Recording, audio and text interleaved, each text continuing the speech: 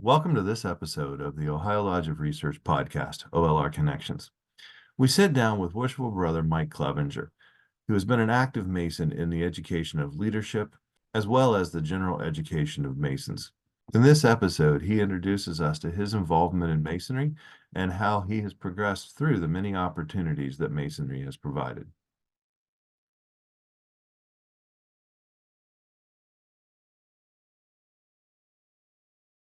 Well, let me just start then with, or let you start then with just kind of your history as a Mason. How did you get involved? What's the path look like for you? Well, actually, I guess if I really wanted to start at the beginning, I'm a senior DMLA.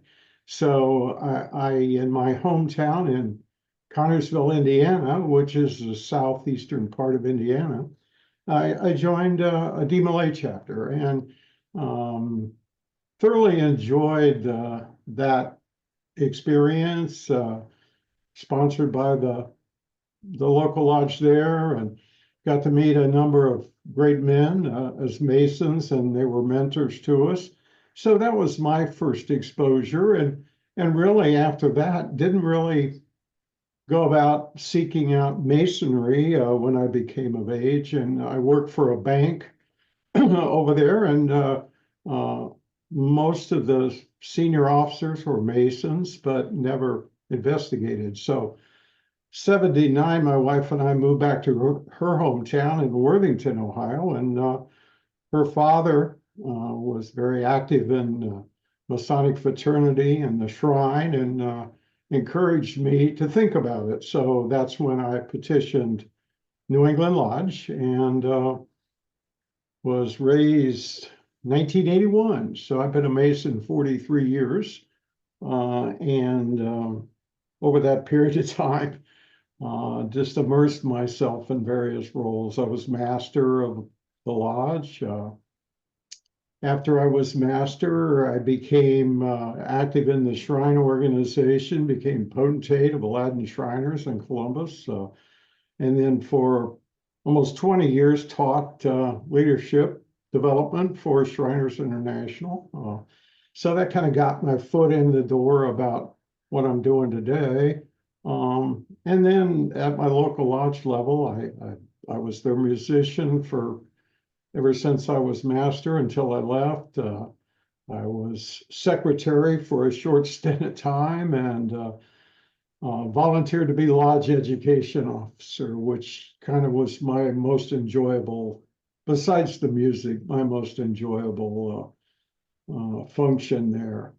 So that's kind of the background of how I got into Masonry and how I got involved. I, I finally, after uh, taking leadership positions, I finally enjoyed just doing some, raising my hand, and that's what when I became lodge education officer, doing something I really wanted to do. So that's kind of been my focus ever since I was introduced to the leadership development work we did in Shriners in, oh gosh, 2005 or something. That's kind of a nutshell of where I got to where I am. Very good. So you were the musician for your lodge for Uh, several years. Do you play an instrument, or what Well, was your connection to the that all music? started when I was in, oh, gosh, grade school. I took, I played the clarinet, and so throughout the middle school and high school years, I played in clarinet and saxophone in the band and the various musical groups. And so that was my introduction to music. And then we had a piano at home, and my mom tried to teach me the piano, but that didn't take very well. But so I ventured out on my own and learned to play the piano, and later picked up playing the organ and navigating two keyboards and working my foot for the bass pedal. So I had kind of self-taught. Not too many people know in the 70s, I played in a rock band. So I played professionally for, I don't know, 3 or 4 years, and enjoyed it very much.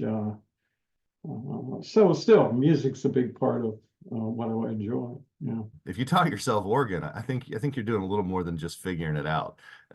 Um, Well, and one of the things I enjoyed about playing the organ was, and especially Lodge, um, was figuring out appropriate passages for the the circumambulation and making sure that my music stopped at the appropriate time for the dialogue. And the one of the things that I enjoyed doing very much was taking contemporary music and adapting it to our ceremonies. So, you know, it would put a smile on my face when someone would come up and say, "Excuse me, but wasn't that something by Cream? Or did I hear Desperado by the Eagles?" I go, "Yeah." But Excellent.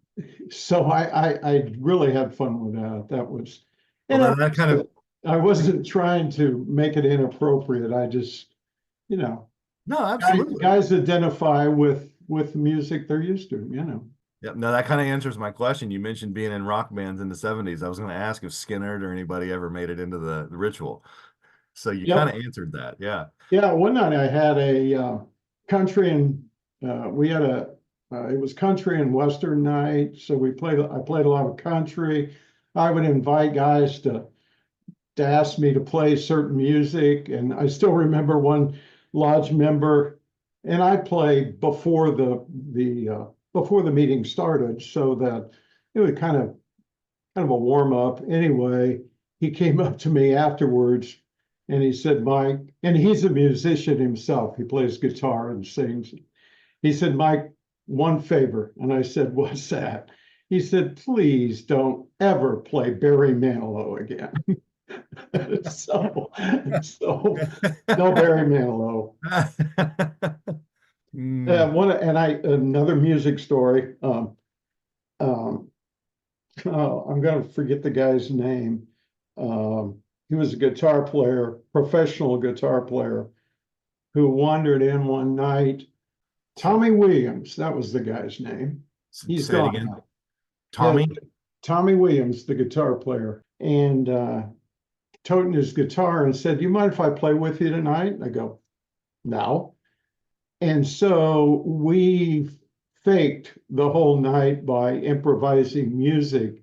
And one of the last things we played, he leaned over and he said, "Do you know Stairway to Heaven?" I go, "Yeah." So we put that in the ritual that night. And so anyway, it's fun. I fully agree with and I believe in the solemnity of the ritual, but that doesn't mean you can't have fun, make it relatable, and make it enjoyable. So yeah, I completely appreciate that. Now I'm kind of disappointed I never got to experience that while you were a musician. So Yeah, and the launch musicians are, at least we're a dying breed. And I always welcome other lodges to say, "Hey, if I'm available, call me, I'll come over and play." And so yeah. I did that. Yeah. Yeah, that's awesome. Yeah, there aren't too many lodges that have a musician in the room. You know, a lot of it, if they use music at all, it's recorded. So you mentioned that you served as LEO for a while, and that was the one you kind of volunteered for. And that's how I think you and I met the first time was I've always known you as the education guy or one of the education guys. So, you know, I mean, other than obvious answers, how did you get involved? Why was that such a compelling part of masonry for you? I think it evolved from, asking to be a part of this Shriners International Leadership Development Team, which was in 2005.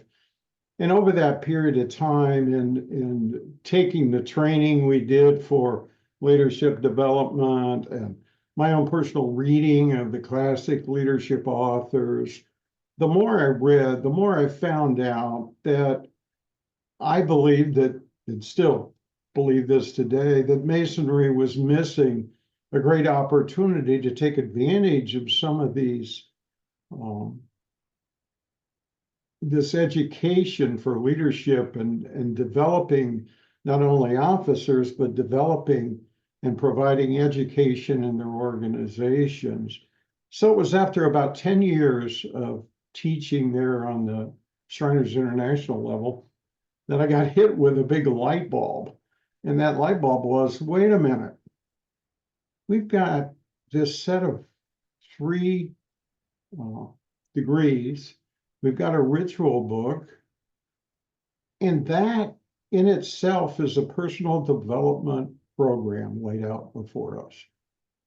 And I said, taking that and integrating it with some of the classic leadership behaviors and attitudes, that's got to be powerful that would be powerful for a lot. So that when that light bulb went off, I said, I need to get into my lodge and help develop this. So when the opportunity came about for the incoming master had been Leo, and I went to him and I said, hey, Dana, how about if I be Leo? Would that be okay? And it was with that thought that, can we develop Mason, our lodge culture, into something that provides structured education and makes Masonry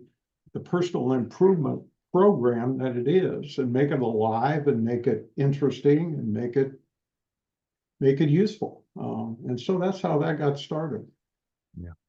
Yeah, and I know, I mean, again, that was one of the first times that you and I actually interacted, I think, was as a DEO, I invited you in to do your Masons Lead Better program in the 2nd District. And I know it was, if at least for the people that participated, it was received very well. I mean, I'm sure you have some great success stories, some interactions you had with people just from that program, as Oh yeah, you did travel quite a bit with that program as well, didn't you? yeah. I mean, it was most worshipful brother Steve Kokenauer who had the thought that we do some kind of individual and leadership development in Ohio. And after meeting with him several times and hashing out what his vision and what he was trying to accomplish, that I wrote that program, and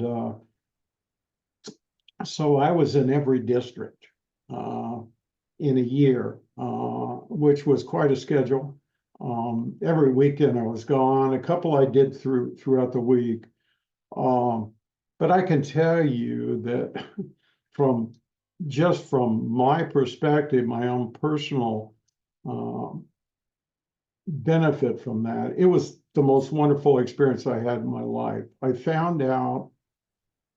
First of all, I found out that there's a wealth of knowledge hidden out in our Ohio Masons and probably everywhere. And I also found out that regardless of their age, I had from the youngest entered apprentice to a guy, one workshop was, I don't know, a little over 90. The willingness to share their thoughts and feelings about things that are important to them. And I think of all the conversations we had during those workshops, men sharing their feelings with each other as Masons left me just totally moved and totally saying, we need to continue to do this kind of thing, and collected evaluations after every session. And I think, as I recall, those were the thoughts that other guys had too. Hey, it was great to just sit here and share what we believe, what's important to us. what's important that masonry provide me. And I believe wholeheartedly in continuing to do those kinds of things. And these kinds of interactions, there's just two of us, but when you have online interactions among brothers, I think it's just very, very valuable. Really is. And one of the advantages of masonry is it's a group of people that gets to know each other very well. And even people, even Masons who haven't met before have that common bond that they have a deep connection almost immediately. And I think you're right. That's a very valuable tool that we have. Yeah, it is. I remember a member of my lodge coming to me and he goes, I want something going on here in the lodge where if I feel I got a problem or I feel down, I can just sit down with a brother and say, hey, I'm not feeling well. Can you listen to me? And I always talk about the, we talk about the tenet of relief, and relief is not all charity. That's writing a check. Relief is about providing that ear for your brother, providing an opportunity to bare his soul and help him out. That's relief. So Yeah. valuable part of that program. So Yeah, I agree. I agree. I got involved with doing this 365 a Mason weekly message. Actually, when my lodge, one of the masters of my lodge, I was talking about communication. I go, gosh, we really need to send something out. Why don't I, as LEO, write something and we'll send it to all our members? And that kind of got started that way. And then from that, I just publicized it and built a subscriber list. And so that's a project that is ongoing. And I've taken some of those and put in my YouTube channel and along with another one called Masonic Leaders Mindset. So those are playlists within the YouTube channel and short lessons on leadership attitude and being a Mason 365 days a year. Where in the world do you come up with all those ideas? You're doing it weekly. That's a good question. Uh, because it it speaks to something that Masonry provided me, and that was curiosity.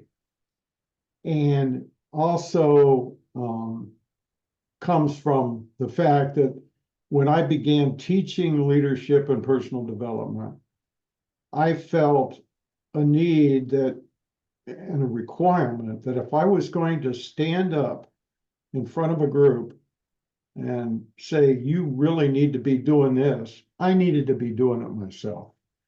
And so I committed myself 20 years ago to daily study. And that comes in various forms. I subscribe to various different kinds of email newsletters myself and read various authors. I get stuff from on business development. I get stuff on technology. I get a daily email called the Daily Stoic. I've spent time studying Greek philosophy from the Stoicism viewpoint. So daily, I read something of that nature.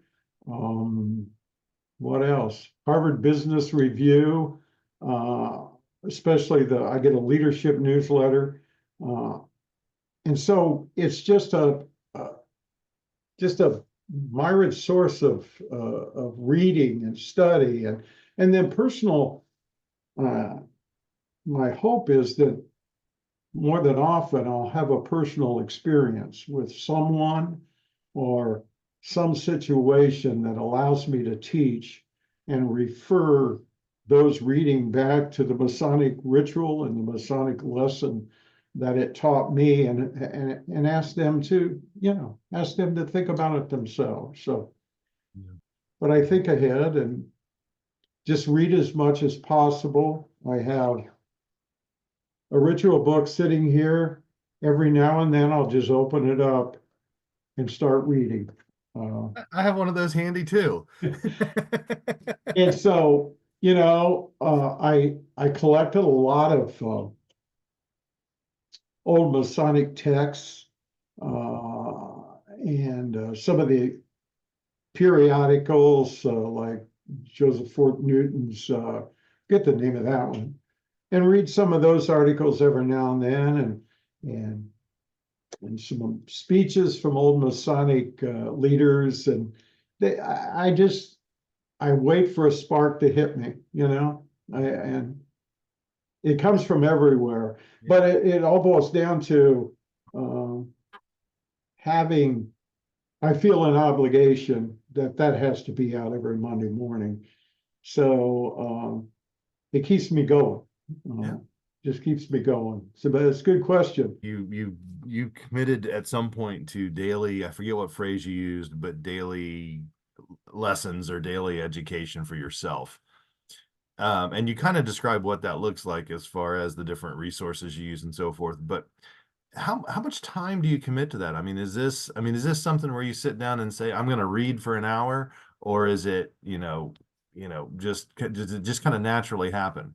Well, you mentioned at the beginning, I'm retired. So in the morning, I read a newspaper or two online. I have these daily newsletters coming into my email box that I read. So I read those. And so, and then after that, depends on the day, but something may catch my eye, and I'll do a little further exploration of that subject matter. I think when I wrote one of my weekly messages on the rabbit hole I went down about some particular subject, and I ended up watching a video from MIT about brain function or something. Mhm. I just kind of it's part of my routine to read in the morning. So to answer your question, that prompts me to go on and do further exploration. So has it always been that way for you, or maybe once you retired, did you kind of set aside and say, you know what, I've been wanting to do this for a while now, I'm gonna allow myself to do it, or has it just always been part of your routine? Well, once I committed to teaching leadership development in 2005, I I promised myself that I would do at least an hour a day of leadership education for myself, and thinking about how that relates to how I help the Masonic fraternity. So that hour a day has been my promise to myself for 20 years. Okay. So it's something I committed to say, if I'm going to do this effectively, I needed it, because I didn't have an education in leadership. I had a degree in accounting. Okay. But I learned and discovered when I was, I don't know how old I was, and that's something Masonry taught me, that I didn't pay attention enough to my education when I had the opportunity. So in a lot of ways, personally, I feel like I'm trying to make up for lost time, if you know what I mean.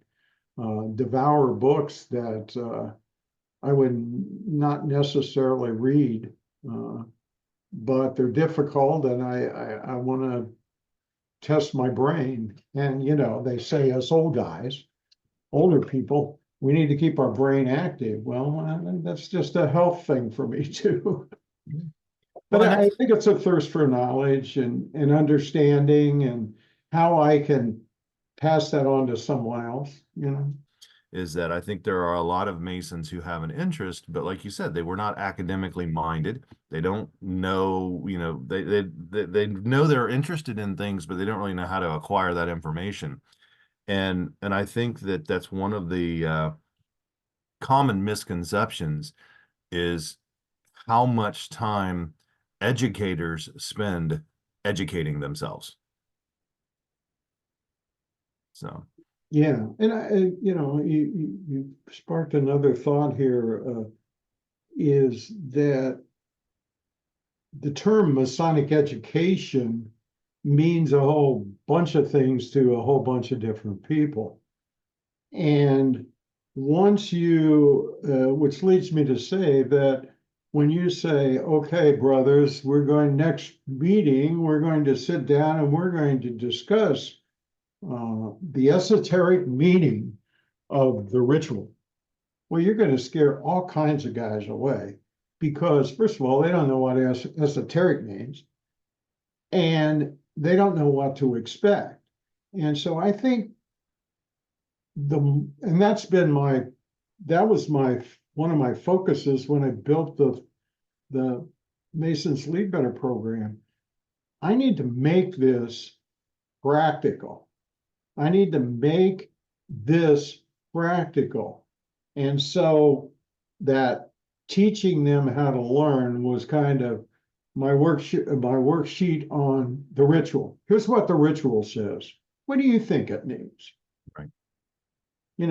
There's a 24-inch gauge. The ritual says this. Now, what's that mean to you? And here are the areas in your life, your family, your job, your community, your church, other responsibilities. How do you take that concept and apply it in your daily life? I think the more we can do that uh, for the average Mason who joins because the fraternity is well known, everybody else in my community is involved in the Masons because they have the big booth at the fair. I want to be a part of that. For that kind of guy, that practical, helping them see that practical use of those morals and those virtues, and the other is the way to slowly build an education culture in your lodge. That's another step. Yeah. Agreed. Agreed. Yeah, and I always talk about making those lessons and those virtues, knowing enough about them and doing your best to practice them every day, that they become what I call the Masonic lens, so that your worldview is filtered through these lessons in this book. And, fortitude, justice, uh, and relief and truth. And understand that as a Mason, you're not to, in some cases, if you're skeptical, you're not to take that at face value. We're supposed to stop, think about it, do some research, understand it. And sometimes that speaks to your compasses, you just can't fly off the handle. Wait a minute. You said as a Mason, I'm going to discern things. I'm going to think in a logical manner so that I know that when I respond or when I act, it's as a Mason. So dedicating yourself to always acting as a Mason, in my opinion, means that those lessons need to be translated into practical concepts and practical applications. So Yeah. that's just what I do, and that's driven me to change the behavior. It sounds like, and again, I've known you for a little while, but it sounds like there no longer is a division between your life and your masonry. They're one and the same at this point. I I'd like to think that. I'd like to think that. I catch myself every now and then with a reaction to someone or something that after it comes out of my mouth, I go, oh, no, Mike, that's not right. And so I'm not to say I'm perfect. I mean, I'm just, I'm aware. I'm aware that I'm a Mason. I'm aware the impact I have on, as they say in the ritual, the reputation and honor of the fraternity, that I always need to act that way. And if I'm not acting that way, I need to hold myself accountable and find out why, you know? So I like to think that, that leads me to bring up a phrase from a good friend and brother that kind of kicked off and became the theme of that Masons Lead Better program and 365 a Mason. And that's Right Worshipful Brother Tim Strong, who after a meeting one night at New England Lodge, we're sitting down at tables, having some refreshment, and several of us stayed long just to have a nice conversation. And I don't know what the context of the conversation was, can't recall, but Tim said this. He said, you know, Mike, Masonry is not something you just join. It is something you become. And I remember that hit me hard, and I went home that night.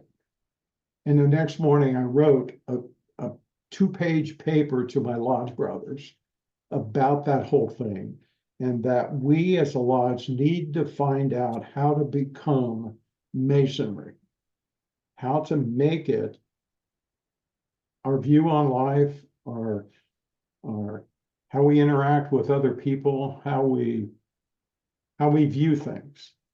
Now, to kind of shift gears a little bit, I mean, you and I have talked about it, but a few years ago, for family reasons, left Ohio. You abandoned us in Ohio.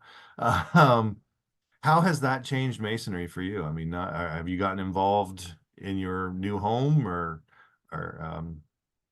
where did that go for you? How have I involved myself in Masonry over here? From a physical visitation to a lodge, I haven't done that. Okay. We moved here December of 2022. It was quite a difficult transition in that we had lived in our house in Worthington for 40 plus years. We had 3,000 square feet of living space, and all kinds of stuff in it, and all kinds of stuff that we knew we couldn't bring with us. So it's quite a trying experience, shuffling through all of that stuff and getting rid of it. After we found this place, which we love, and works for us, I needed a rest. I had, left Ohio being involved in my lodge from LAO and secretary, and involved myself in other outside Masonic activities, and I just needed a break. So I came here and said, okay, I'm going to take some time to work on some of the material I have. I've been busily sorting through 20 years of things I've written. I've got stuff all over the place. And I just found something this morning and go, oh my goodness, I can use that. And so I didn't physically visit a lodge, although I should. And so this activity of writing every week and producing videos and sorting through my information is my way of staying connected to Masonry. And the occasion when I can to get on a group discussion on a virtual meeting, I try to do that. Yeah. Well, and I'm glad you said it that way, because I mean, I definitely don't think that you have stopped being involved. Like I think the way you phrased it was, is you've not been physically involved in a lodge there, but there's no doubt that you are very involved in the organization. That's probably one of the most productive Masons I'm aware of. Yeah. Um, well, Mike, it has been as always a pleasure talking with you. I mean, I I have a enjoyed feeling it. you and I could sit here for the next 2 or 3 hours, but I know. I do want to be respectful of your time, and I know you have some other things to do today. But I do greatly appreciate you taking the time, My pleasure. Anytime, David. it's been a great conversation. So, enjoy the rest of your day. Thank you very much, and I look forward to talking to you again next time. Okay, David. Thank you. All right. Thank you very much.